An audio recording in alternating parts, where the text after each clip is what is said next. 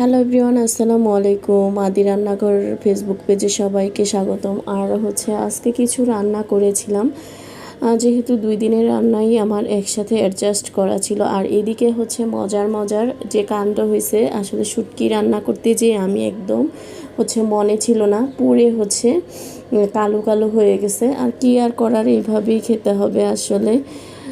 মানে একটু মনে ছিল না। এইদিকে আমার মুড়িগুলো সবগুলো বেতলা হয়ে গেছিলো, একদম পোতায় গেছিলো, নরম হয়ে গেছে।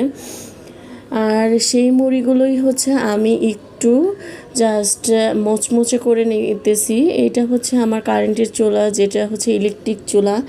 সেটাতে চুলাটা আমি অফ করে রান্না করেছিলাম এতক্ষণ। যে চুলার যে আঁচটা আছে, সেই আঁচেই আমি দিয়ে দিয়েছি, অথবা 200-তে দিলেও হয়। আর এইদিকে ডাটা দিয়ে মাগুর মাছ রান্না করেছি এইদিকে। আর